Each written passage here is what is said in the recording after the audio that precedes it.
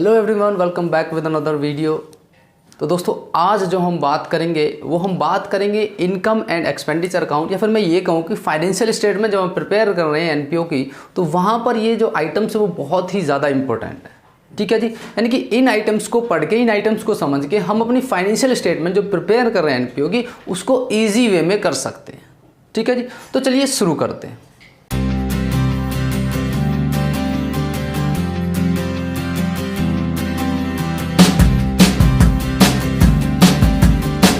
चलिए स्टार्ट करते हैं फर्स्ट पॉइंट से, जिसका नाम है एंट्रेंस फीस।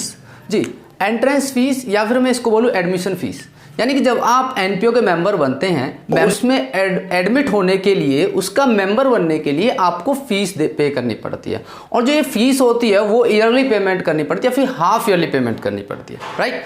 तो ये जो एडमिशन फीस होती है ये हर मेंबर को एनपीओ को पेमेंट करनी पड़ती है। और ये रिवेन्यू नेचर, क्योंकि आप इसे हर साल या फिर ईयर में इसकी पेमेंट कर रहे हो, आप इसे हर सेम ईयर में पेमेंट कर रहे हो, then it is called revenue receipts. ये एनपीओ के लिए एक तरह की इनकम होती है और हम इसको रिवेन्यू रिसीप्ट बोलते हैं। और इसको हम कहां दिखाएंगे?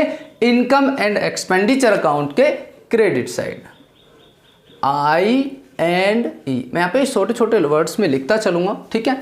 तो आई एंड ई में इनकम एंड एक्सपेंडिचर अकाउंट में किस तरफ दिखाएंगे? इसे क्रेडिट साइड दिखाएंगे, क्योंकि ये एनपीओ के लिए क्या होता है? इनकम होती है, राइट। चलिए सेकंड पर चलते हैं, लाइफ मेंबरशिप फीस। ये लाइफ मेंबरशिप फीस जो लिखा हुआ है, सामने लिखा हुआ है लाइफ, यानी कि ये मेंबर को लाइफ में वन टाइम पेमेंट करनी है और ये जब तक वो जिंदा रहेगा तब तक के लिए एप्लीकेबल रहेगी। तो ये जो फीस होती है, ये जो अमाउंट होता है, ये एक मेंबर जो होता है वो लाइफ में वन टाइम पेमेंट करता है, that is called capital receipt. ये नॉन प्रॉफिट ऑर्गेनाइजेशंस के लिए क्या होती हैं? कैपिटल रिसीप्ट होती हैं। और हम इसे कहां दिखाएंगे? कैपिटल फंड में ऐड करके प्लस कर देंगे। कैपिटल फंड में कहां दिखाया जाता है? वो बैलेंस शीट में लायबिलिटी साइड, ठीक है, राइट। ये क्योंकि ये कैपिटल रिसीप्ट है तो इनकम एंड एक्सपेंडिचर में तो कोई मतलब ही नहीं होता, राइट। क्योंकि जो इनकम एंड एक्सपेंडिचर अकाउंट होता है वो नॉमिनल नेचर का होता है, राइट। तो इसे हम कहां दिखाएंगे? बैलेंस शीट की लायबिलिटी साइड में कैपिटल फंड में ऐड करके लाइफ मेंबरशिप फीस को, ठीक है। चलिए आगे चलते हैं, स्पेशल रिसीप्ट्स। नाम दे दिया उन्होंने स्पेशल। स्पेशल का मतलब है जब कोई स्पेशल ओकेजन होगा वहां पर ये हमें रिसीप्ट जो है रिसीव्ड होती है। देखिए इवेंट शो वगैरह कराता है कोई एनपीओ, मान लीजिए कोई शो करा रहा है, कोई इवेंट्स करा रहा है, तो इवेंट को ऑर्गेनाइज करने के लिए हम मेंबर से कुछ पेमेंट रिसीव करते हैं, कुछ अमाउंट जो है एज ए डोनेशन रिकवर करते हैं। तो ये हो गया स्पेशल रिसीप्ट्स, राइट। देखिए स्पेशल रिसीप्ट्स को हम कहां पर दिखाते हैं? हम इसको दिखाएंगे credit side of income and expenditure account. क्योंकि हमारे रिसीप्ट होता है, एक तरह से अमाउंट रिसीव हो रहा है, इनकम हो रही है, तो हम इसको इनकम एंड एक्सपेंडिचर अकाउंट में क्रेडिट साइड दिखा देंगे। अब इसके रेस्पेक्ट, इवेंट के रेस्पेक्ट में जो भी एक्सपेंसेस हो रहे हैं, या तो आप यहां से उसे माइनस कर दीजिए, राइट, क्रेडिट साइड में माइनस करके दिखा दीजिए, या फिर उस एक्सपेंसेस को डेबिट साइड दिखा देंगे, ठीक है। आप किसी भी तरीके से कर सकते हैं, क्वेश्चन गलत नहीं होगा। तो स्पेशल रिसीप्ट्स को हम इनकम एंड एक्सपेंडिचर अकाउंट में क्रेडिट साइड दिखाते हैं और इसके रेस्पेक्ट में जो भी एक्सपेंसेस हो रहे हैं हम यहां से उसे माइनस कर देंगे, राइट। चलिए ये तो स्पेशल रिसीप्ट। चलिए आगे चलते हैं, नंबर 4, डोनेशन। डोनेशन नॉर्मली जो एनपीओ होते हैं, जो नॉन प्रॉफिट ऑर्गेनाइजेशंस होती हैं, वो डोनेशन जो है वो क्या करते रहते हैं? कलेक्ट करते रहते हैं। तो डोनेशन, लेकिन यहाँ पर जो होता है डोनेशन दो तरह का होता है। पहला होता है जनरल डोनेशन, दूसरा होता है स्पेसिफिक डोनेशन।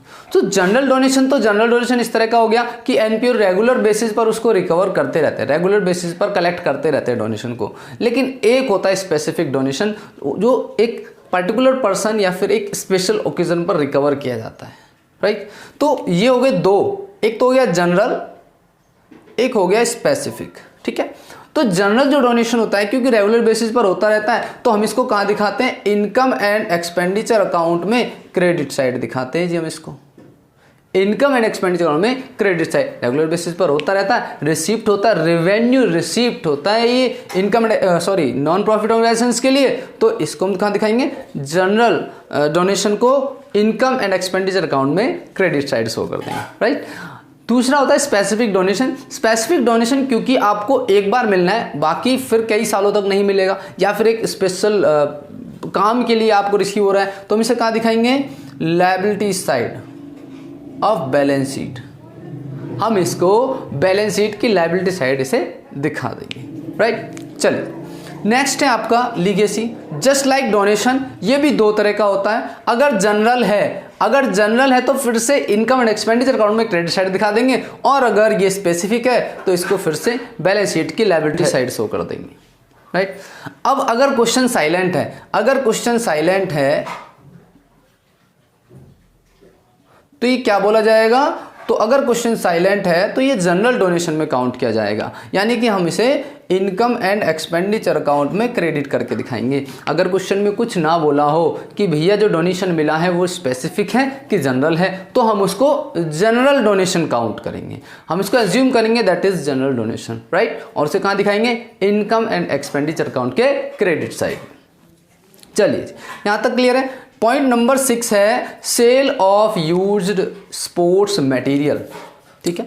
स्पोर्ट्स मटेरियल, देखिए स्पोर्ट्स मटेरियल जो होता है वो एनपीओ के लिए एक तरह का स्टॉक होता है, और जो opening stock of sports material होगा, हम उसको बैलेंस शीट की एसेट साइड दिखाएंगे ओपनिंग बैलेंस शीट में। इसी तरीके से जो क्लोजिंग होगा उसे हमें बैलेंस शीट की क्लोजिंग में दिखाएंगे एसेट साइड में, right.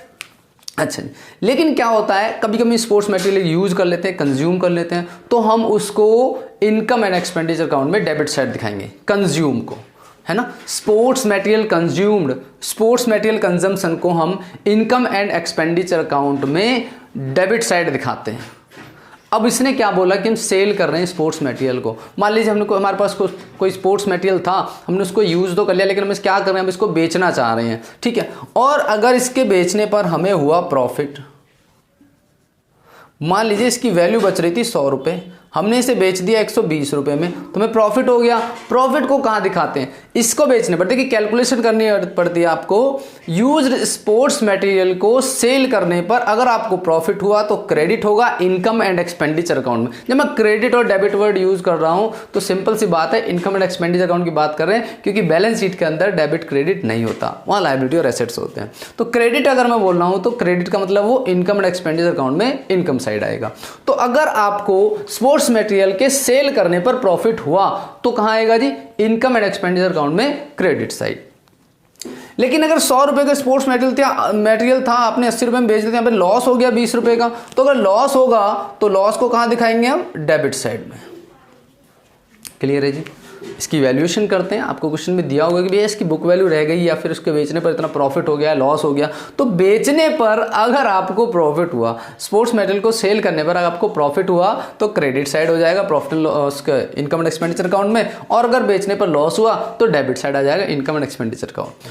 Cell of old assets, ये इसके लिए हमने लास्ट ईयर में हमने पढ़ा भी था 11th क्लास में। इसके लिए हम डेप्रिसिएशन अकाउंट्स बनाते थे। हमने एक चैप्टर पढ़ा था डेप्रिसिएशन अकाउंट, वहाँ पर हम सबकी कैलकुलेशन करना सीख गए कि भैया फिक्स एसेट्स थी, मान लो मशीनरी थी या फिर फर्नीचर था, उसको बेचने पर हमें प्रॉफिट हुआ कि लॉस हुआ। सेम कैलकुलेशन यहाँ पर करनी है। कैसे निकालते हैं, हम पहले उसकी बुक वैल्यू कैलकुलेट करते हैं। डेप्रिसिएशन वगैरह दिया हुआ है तो ओपनिंग बैलेंस में डेप्रिसिएशन चार्ज करके जो वहाँ पर बचेगा, जिस डेट पर बेचा था वहाँ पर उसकी जो बुक वैल्यू बचेगी, हम उसको कंपेयर करेंगे सेल वैल्यू के साथ। तो अगर सेल वैल्यू ज़्यादा है और बुक वैल्यू कम है, दैट इज प्रॉफिट। अगर सेल वैल्यू ज्यादा होगी, बुक वैल्यू कम, तो ये बीच का जो डिफरेंस है दैट इज कॉल्ड प्रॉफिट। और अगर सेल वैल्यू कम है और बुक वैल्यू ज्यादा रहेगी, दैट इज कॉल्ड लॉस। तो सेम ट्रीटमेंट होगा। अगर ओल्ड एसेट्स के बेचने पर आपको हो गया प्रॉफिट तो सेम क्रेडिट साइड आ जाएगा इनकम एंड एक्सपेंडिचर अकाउंट में, और अगर बेचने पर सेल करने पर लॉस हो गया तो ओल्ड एसेट्स के लॉस को हम डेबिट कर देंगे इनकम एंड एक्सपेंडिचर अकाउंट में। ठीक है जी। चलिए बात करते हैं अब नेक्स्ट है आपका point number 8, sale of old newspapers. Newspaper की कोई वैल्यू नहीं होती है, आज पढ़ा कल उसकी वैल्यू खत्म। तो इस वजह से इसको बेचने पर जो हमें रिसीव होगा वो होगा आपका sale of old newspaper. Revenue receipt होता है, क्योंकि नॉर्मली इन रद्दियों को हम बेचते रहते हैं, तो ये आपका इनकम एंड एक्सपेंडिचर अकाउंट में क्रेडिट साइड आएगा। ठीक है, क्रेडिट साइड। ओके अच्छा देखिए, ओल्ड एसेट्स जो हैं, अगर ओल्ड एसेट्स का ओपनिंग बैलेंस दिया हो तो ओपनिंग बैलेंस शीट में एसेट साइड जाएगा, और अगर क्लोजिंग है तो क्लोजिंग बैलेंस शीट में एसेट साइड जाएगा। लेकिन बेचने पर, यहाँ पर जो बेचने पर जो आपको प्रॉफिट या लॉस हो रहा है, सिर्फ हमें उसी का ट्रीटमेंट करना है, राइट। सिर्फ हमें बेचने पर प्रॉफिट हुआ या लॉस हुआ, हमें सिर्फ उसी का ट्रीटमेंट करना है। ठीक है, तो चलते पॉइंट नंबर 9 की तरफ, सब्सक्रिप्शन। सब्सक्रिप्शन क्या होता है? अपनी मेंबरशिप को जिंदा रखने के लिए एनपीओ के जो मेंबर्स हैं, अपनी मेंबरशिप को जिंदा रखने के लिए एनपीओ के जो मेंबर्स है वो उसकी पेमेंट करते हैं ईयरली बेसिस पर, राइट। ईयरली बेसिस पर इसकी पेमेंट करते हैं। हो सकता है ये क्वार्टरली बेसिस हो, लेकिन ज़्यादातर जो होता है वो ईयरली बेसिस पर होता है। और ये जो पेमेंट होती है ये आपकी हर साल, क्योंकि एनपीओ को रिसीव हो रही है हर साल, every year, that is called revenue received. अगर आपको साल में एक बार भी अमाउंट रिसीव हो रहा है या फिर आप किसी की पेमेंट कर रहे हो सिर्फ एक साल में एक बार भी कर रहे हो रेगुलर बेसिस पर, that is called revenue expenses. और अगर आपको हर साल अगर साल में एक बार भी कोई पेमेंट रिसीव हो रही है हर साल, that is called revenue receipt. और इस रिवेन्यू रिसीप्ट को हम कहाँ दिखाते हैं? Credit side, income and expenditure account में क्रेडिट साइड शो करेंगे। नेक्स्ट है आपका ऑनरेरियम। ऑनरेरियम हमने पढ़ा कि मान लीजिए एनपीओ वगैरह के, एनपीओ जो है नॉन प्रॉफिट ऑर्गेनाइजेशंस जो है कोई स्पेशल इवेंट करा रही है, ठीक है, कोई सेमिनार करा रही है अपने मेंबर्स के लिए, ठीक है, तो उस केसेस में उस सेमिनार को कराने के लिए जो प्रोफेसर बुलाया उसको जो हमने पेमेंट की, कोई टीचर बुलाया कुछ बच्चों को स्कूल में बच्चों को पढ़ाने के लिए, तो इस टीचर को जो हम पेमेंट कर रहे हैं दैट इज कॉल्ड ऑनरेरियम। और ये कहाँ आएगा? इनकम एंड एक्सपेंडिचर अकाउंट में डेबिट साइड, क्योंकि ये नॉर्मली होता रहता है एक्सपेंसेस, ठीक है। तो ये रेवेन्यू एक्सपेंस होगा और हम इसको इनकम एंड एक्सपेंडिचर अकाउंट में डेबिट साइड शो करेंगे। नेक्स्ट है revenue receipt, revenue expenses, sorry.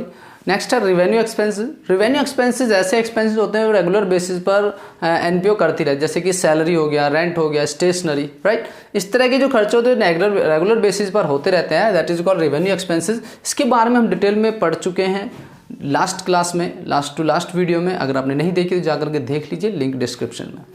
Revenue expenses क्यों होंगे? इनकम एंड एक्सपेंडिचर अकाउंट में डेबिट साइड आपने शो करेंगे।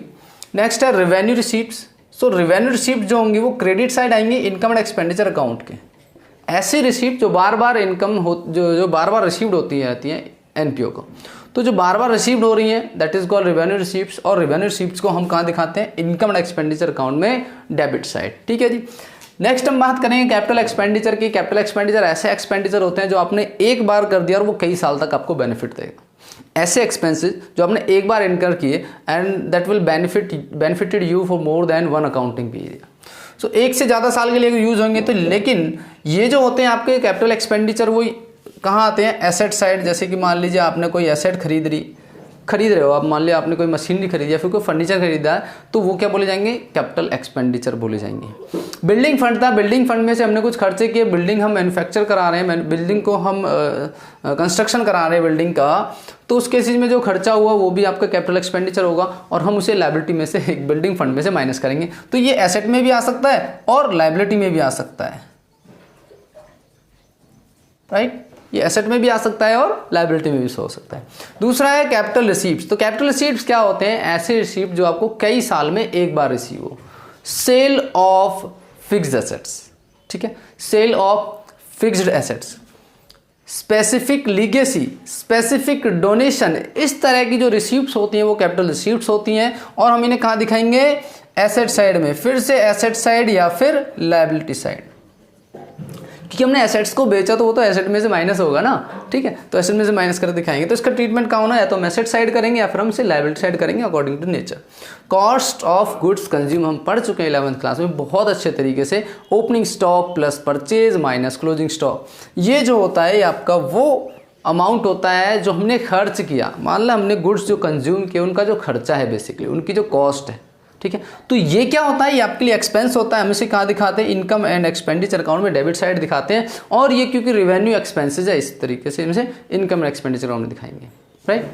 तो चलिए जी, ये आपके इंपॉर्टेंट पॉइंट्स थे जो आप फाइनेंशियल स्टेटमेंट जब आप प्रिपेयर कर रहे हो income and expenditure non profit organisation की, जब आप नॉन प्रॉफिट ऑर्गेनाइजेशन की फाइनेंशियल स्टेटमेंट प्रिपेयर कर रहे हो तो ये पॉइंट्स आपके लिए बहुत ही ज़्यादा इंपॉर्टेंट है, ठीक है।